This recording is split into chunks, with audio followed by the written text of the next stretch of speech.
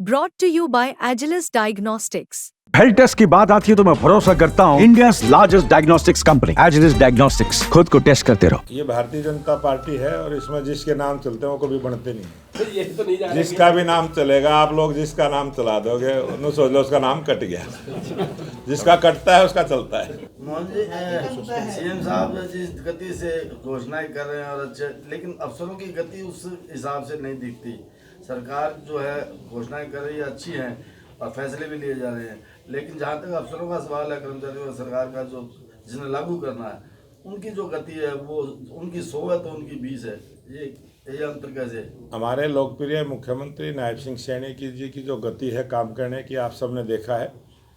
56 दिन का जो समय पीछे मिला था उसमें 126 बड़े फैसले लिए थे और उनको कानूनी अमली जामा पहना के उनको पूरा लागू करने का भी काम किया है।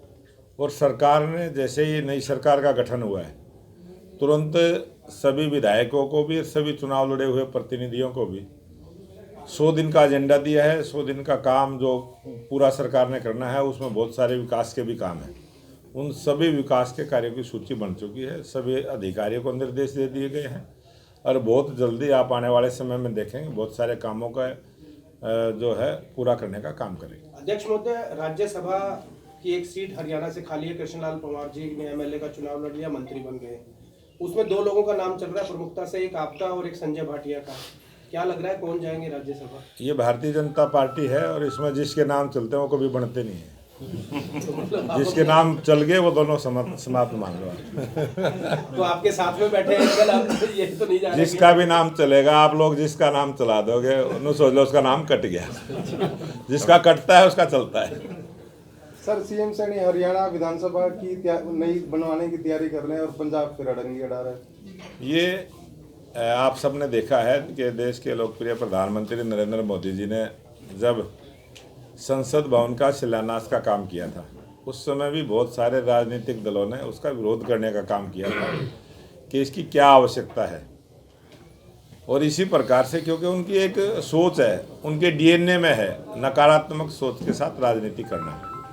और देश के लोकप्रिय प्रधानमंत्री नरेंद्र मोदी जी ने जो संकल्प लिया है कि 2047 में जब हम आज़ादी का 100वां उत्सव मनाने का काम करेंगे उस समय ये भारत विकसित राष्ट्र बनेगा।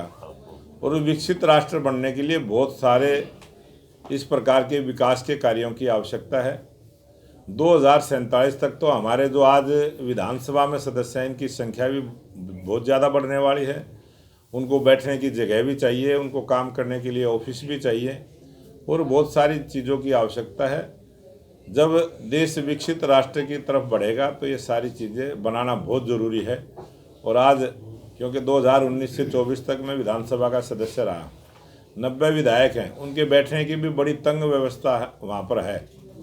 और जब संख्या बढ़ेगी जिस प्रकार का अनुमान है कि यहाँ लोकसभा की भी सीटें बढ़ेंगी, विधानसभा की भी सीटें बढ़ेंगी, तो जो जनप्रतिनिधि चुनकर जाएंगे उनके बैठने की भी व्यवस्था चाहिए, उनको काम करने के लिए ऑफिस की भी जगह चाहिए।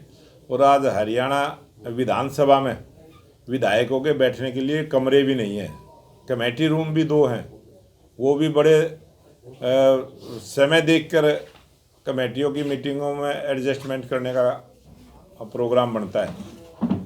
और जो हरियाणा के हिस्से का कुछ भाग आज भी पंजाब ने अपना स्टोर बना के रखा हुआ है, दिया नहीं है। बहुत सारी चीज़ें हैं। और पंजाब के अंदर जिस प्रकार की सरकार है, जिस प्रकार की विचारधारा है, वो जिस प्रकार के आंदोलन वहाँ किसान कर रहे हैं, जो पंजाब की सरकार है उसने आज तक किसानों के साथ बातचीत का रास्ता भी नहीं अपनाया है। वो पहले अपने किसानों के साथ बातचीत करके जो एमएसपी पर फसल खरीदने की बात है। और मैं आपके माध्यम से कहना चाहता हूं कि कम से कम 5 जो ऐसी फसलें हैं जो किसान उगाने का काम करता है पंजाब के अंदर, आम आदमी पार्टी की वहाँ सरकार है, वो 5 फसलें तो कम से कम एमएसपी रेट पर खरीदने का काम पंजाब में करें।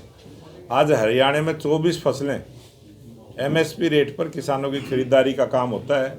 आज हरियाणा का किसान खुशहाल है। हरियाणा का किसान भारतीय जनता पार्टी की सरकार की नीतियों से खुश है और इसी कारण से तीसरी बार भारतीय जनता पार्टी की सरकार हरियाणा बनी। सर, जैसा कि नए विधानसभा मुद्दे पर अभी आप बोल रहे थे, अभय सिंह चौटाला ने भारतीय जनता पार्टी की हरियाणा सरकार पे ये आरोप लगाया है कि वो बेशकीमती जमीन जो चंडीगढ़ है जहाँ पे विधानसभा भवन है वो वापस करना चाहती है और इससे हमारा चंडीगढ़ पे हक कम हो जाएगा, हम ये नहीं होने देंगे। इस पर आपका क्या कहना है?